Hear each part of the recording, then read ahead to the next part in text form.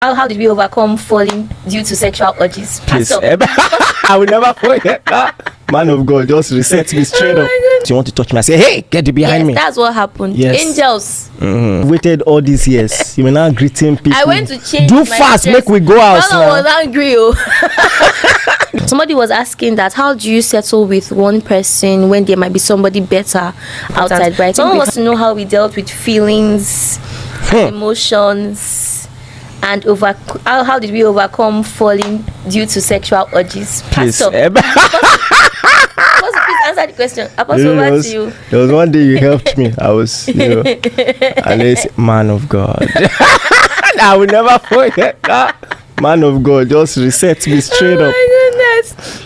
I think that let me let you The Lord helped us. It was the Lord. It was not the Lord. Like it really was the Lord helped us. It really was, and I think people need to understand that no matter how spiritual you are, sexual temptation is a real thing.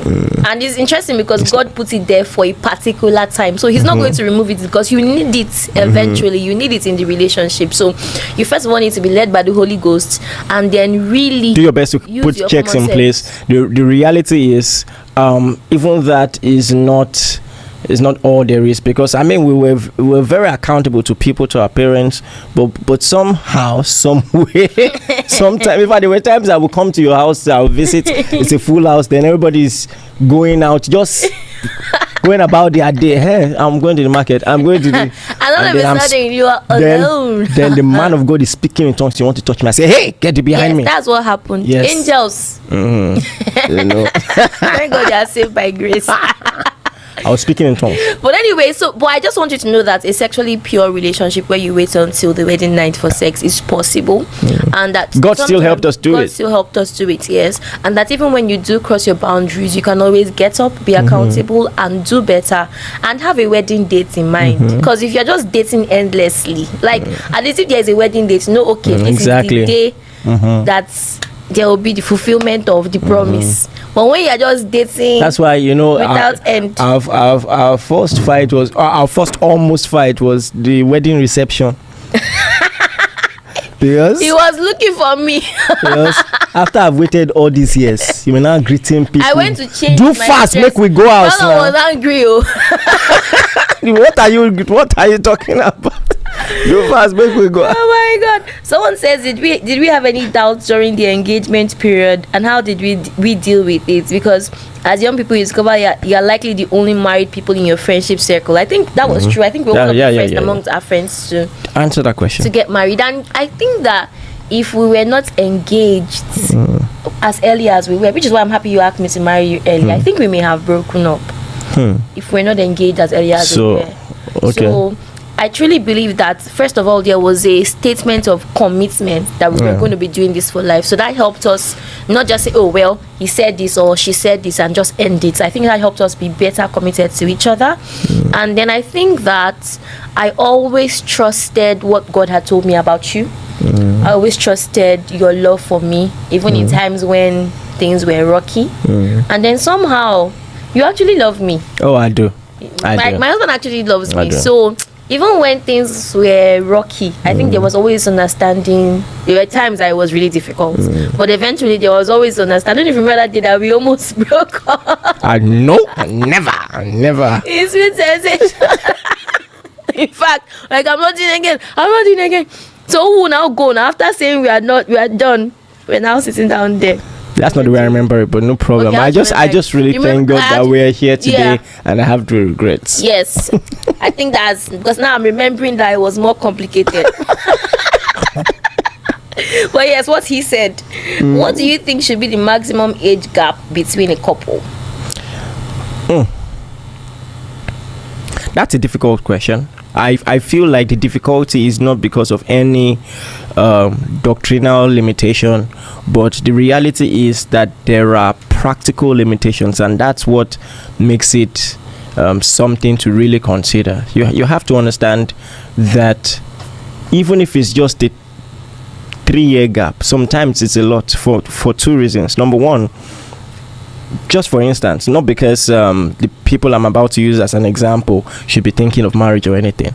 If you are in secondary school, maybe SS2, and someone is in year 1 in the university, even if it's just 2 years or 3 years gap, the exposure is, very, very. So there's a lot of exposure difference, and then generally it can be easier when it is the guy who is significantly older, but when it is the girl older, naturally girls mature faster than guys.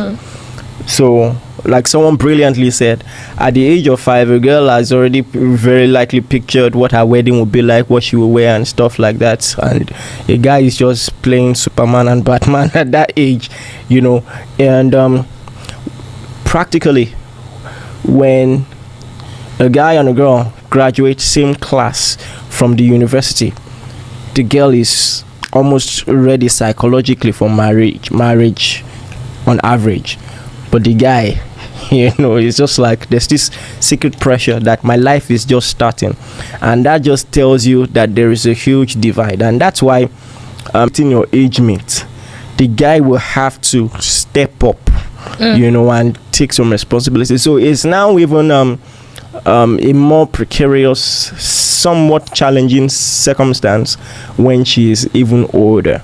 All right, so it depends on the age. Just imagine a 22-year-old guy dating a 28-year-old lady. Maybe he just graduated, she's ready for marriage, and whether you like it or not, even if they don't mind, there's also a biological clock.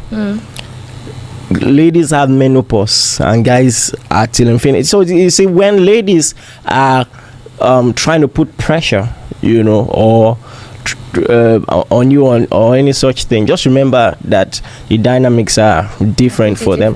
So there are just some things that make it practically difficult or challenging, and that's why if the girl is going to be older, I would say maybe 3 years max. I would say I'm speaking like Paul, and so that's what I would say. I think just basically putting into cognizance everything that Pastor has said. I've seen 4 years gaps that have worked, do you understand? But really it's about your level of exposure, and then can you submit to this person who is younger than you, because Bible rules are Bible rules. So you still have to submit to him even though you are younger. You still have to submit to him as the head of the relationship.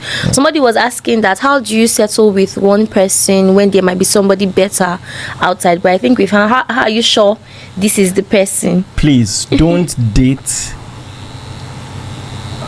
and in your mind you are waiting for someone better to show up. I think people do. It's a very dishonest thing to do. Don't use anyone to fill your space, that space in your heart. No economic, no manipulation of that sort. I said economic, that was wrong. No manipulation of that sort. When you pick one person, you are going to favor the person above everyone else in the world. And I think we need to realize that relationships are not a hobby, because sometimes people just pick this person to be dating until they feel their own spouse will come out. Sometimes what happens is your own spouse now comes, but you're already occupied. The person doesn't want you to cheat, so they walk away. So many times you have to be okay with being single. I talk about this in my book, Dating Intelligently. So if you want to wait. If you think that under normal circumstances this is not the person you settle with, then just wait. Because the reality of the situation is both of you will get better with time as your career goals are achieved, as you become more mature, more confident, and all of that. And so if you have that mindset, even in the deepest recesses of your mind, you are going to be more susceptible to temptation. So you want to avoid that. I think that's really beautifully said.